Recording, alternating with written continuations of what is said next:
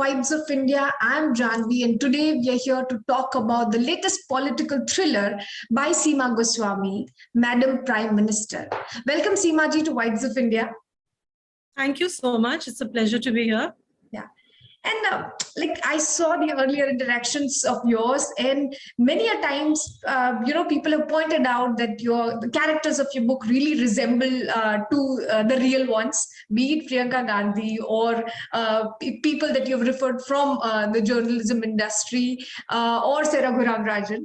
But tell me that you have been a political journalist for a great time in your career. So what made you choose this specific story? Janvi, to kind of answer the first point you raised about the characters being very closely based on various people, I have to tell you that I did not have Raghuram Rajan in mind when I wrote the character of Alok. Maybe they were just in a... So you think there was a subliminal thought or whatever possible. But I think what I will say is that, when you are in political journalism and you meet people and interact with them, little bits and pieces of their character stay with you. Sometimes their mannerisms, sometimes, the way they interact with people. So I won't say any one character is Priyanka Gandhi or any one character is a particular media person. But there are shades of the people that I have dealt with, that I've observed over the years. So that is certainly part of the book. Yeah. And Seema, when you write about a 29-year-old becoming the prime minister, I mean, it felt like a very utopian world. The protagonist, to read about the protagonist as a woman was very, very nice, very empowering. But tell me, what are your thoughts on the current situation about women in the political scenario right now?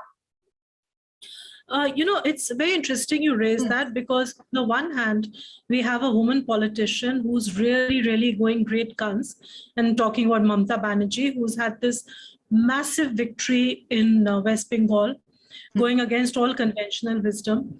And on the other hand, we've had Mayawati, who's completely lost her base, and her party is almost extinct, and UP has become like between Samajwadi Party and BJP, and BSP no longer rules. So it's very hard to kind of take women as a monolith and say women are doing well or women are doing badly. Some women are doing well, some women are doing badly, because women are not very different from men when it comes to politics. They are not like a different species or whatever. And just as political fortunes rise and fall for male politicians, the same thing happens for female politicians. Like there was a time when Sonia Gandhi was the most powerful woman in India. And now the Congress can't even win a single election. So political fortunes rise and fall. I don't think we can say women are doing well in politics or women are doing badly. You'll have to talk about particular women. Okay. True. Yeah, and Seema, when in the book and during your earlier interactions, you said that you didn't want to write a non-fiction book because you didn't want a demonstration outside your house. No, I didn't say that. Yeah. I said, what I said was that my book is not based on the politics of today. Yeah. Because in my book, if you read the book, Manmohan Singh has come and gone, Mr. Modi has come and gone. It's based in the near future. True. And we don't really talk about, a Congress type party or a BJP type party. And I was obviously joking when I said I don't want a demonstration outside my house. But what my real view was that I didn't want it to get bogged down in politics. Like, people should not get bogged down in the politics of the book. I was more interested in telling my story. And I wanted people to be interested in the story as a story, not just कि अच्छा ये BJP है तो ये Congress होगा, तो ये फिर Mamata Banerjee होगी और फिर ये होगा. I didn't want people to get into that. I just wanted, because the story is completely from my imagination. It's not based on real events. I mean, there is an assassination of a prime minister, but it But is that, not based on, it's not based on Rajiv Gandhi's yeah. assassination. There is a family dynasty, but it's a very different dynamic because it's a step family, because there are two brothers and they have a stepsister. So it's not like the dynamics of the Gandhi family at all. So I think there are actually very few parallels if you want to take it completely. There are shades of what is happening in politics. In fact, it's funny that you should mention that, because when I wrote my first book, Race Coast Road, I wrote about an arms deal and an arms scandal. And at that point, Rafale hadn't even come up. It's just that by the time the book came out, Rafale was suddenly in the headlines. So it looks as, yeah, people think it stopped. But actually, when I wrote it a year ago, there was no concept of a thing like that. So the story is the story.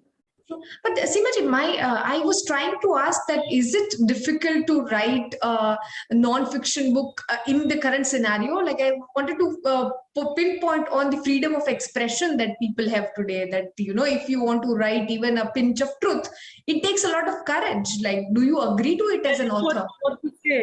What they say, you may have freedom of expression, but you have freedom after expression. Yeah. I don't know about that. So that's the joke. But, you know, a non-fiction book would also be very, very different, because the kind of standards that you apply to a non-fiction book are very different. For instance, if you're writing non-fiction, every fact has to be proven. Yeah. You have to be able to make your case. I mean, you can't really make up stuff. Whereas you have a certain amount of freedom when you're writing fiction, that you can let your imagination soar, you can make up stuff, you can do things. With non-fiction, you're actually very, very kind of constrained within a very narrow sphere. It needs a hell of a lot of research. It's not to say that fiction doesn't need research. It does. But you don't have to stay completely true to that research. You can use it as a part and then go on and do your own thing. So there are two very, very different genres.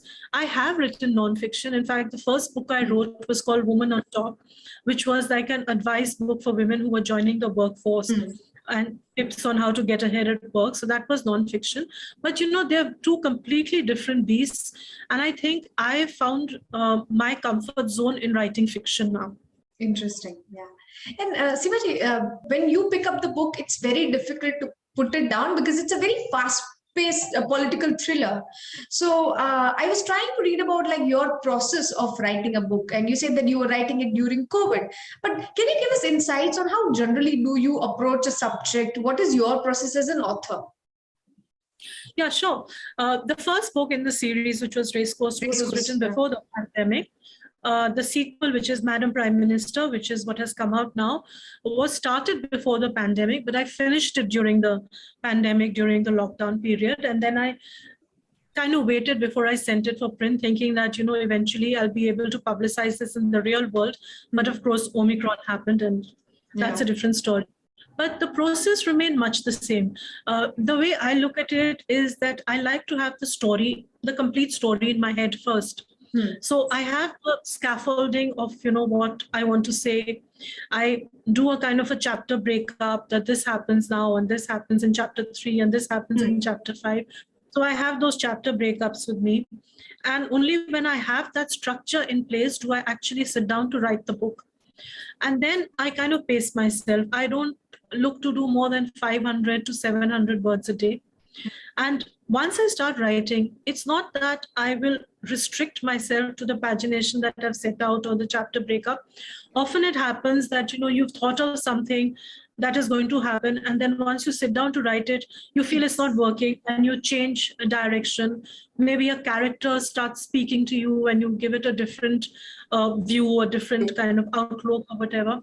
So, but it helps me to have that basic structure in place so that I know exactly where I am in the book. And then I look to write, say, a chapter in a week, 10 days. I don't write every single day because I do my column writing as well and my articles as well. So I don't write my fiction every single day. But I do try, when I am writing, I try to do about 500 words. So I would take the afternoon off, say between, say, 2 to 6, and just sit down and just work on the book. And hopefully get a chapter done in about a week, 10 days. And if I'm doing like 20, 21 chapters, it gives me about 6, 8 months to work on it. True.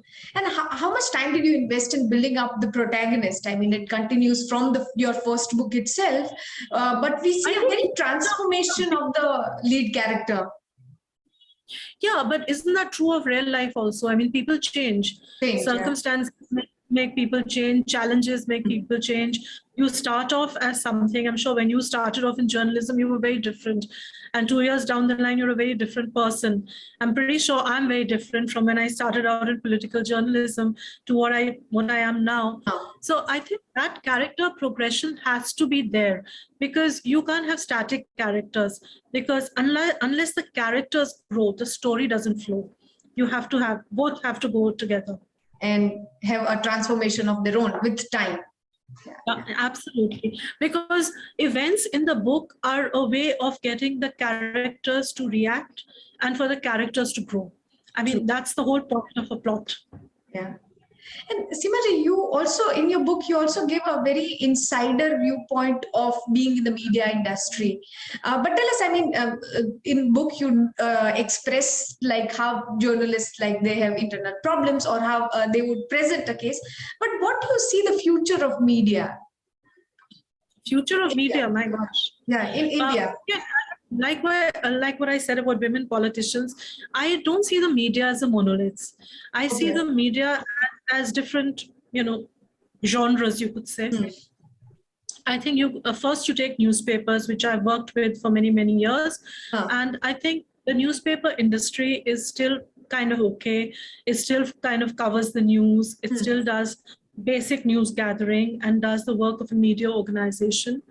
In television, again, it's divided between channels which don't do any news at all, which are kind of, restricted to doing opinions, which are restricted to doing views. There are a couple of channels like NDTV, which would still do old style reporting and do news stories. So it's very different. But on the whole, if you see the news universe as far as television goes, the channels that are doing very well are the opinion channels, because those are the channels that appeal to our baser instincts. You don't need to, it doesn't demand very much of you to watch a TV debate. You just see people shouting over each other. You may not learn anything, it's entertainment and you learn with it.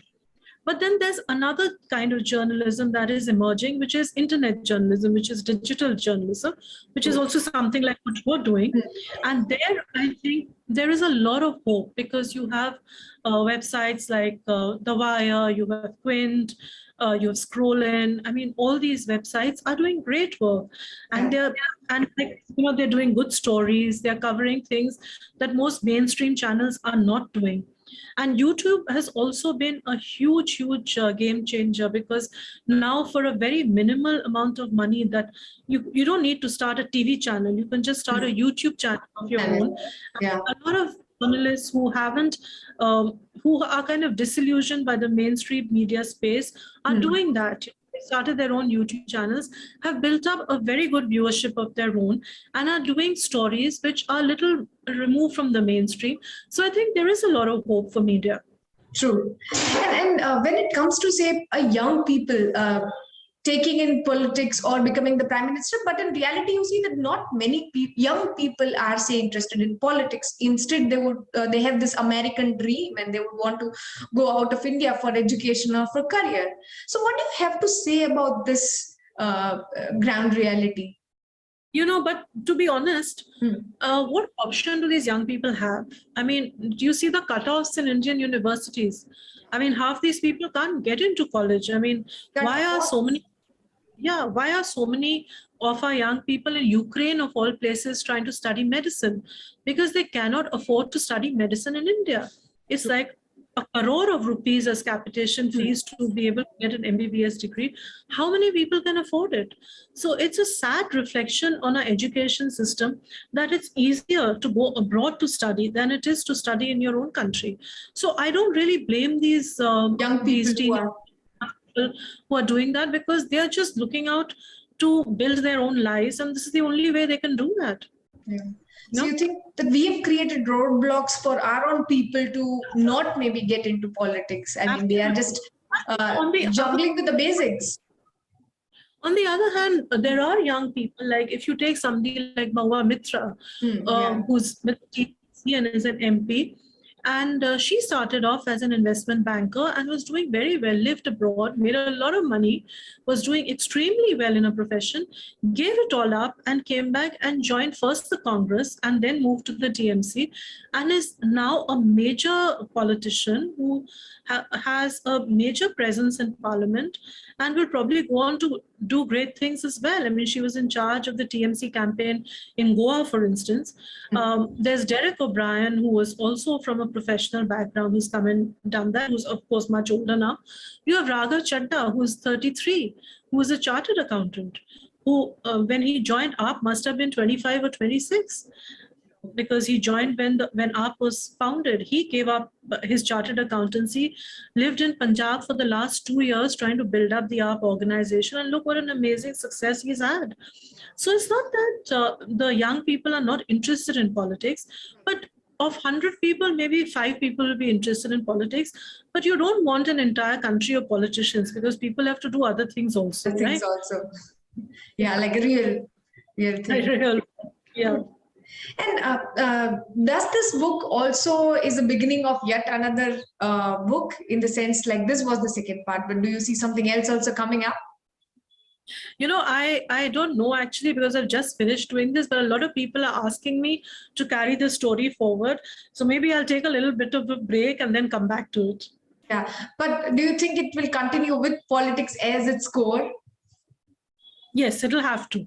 Because if somebody is a politician and is a prime minister, you can't do a story without talking about politics. Interesting. Yeah. Thank you so much, Seema ji, for your time. And yeah, I mean, Madam Prime Minister is here, and we wish you all the best for all the incredible work that you're going to. Have you read it? Yes, yes. Okay, great. Lovely talking to you, Janvi. Thank you so much. Thank you so much.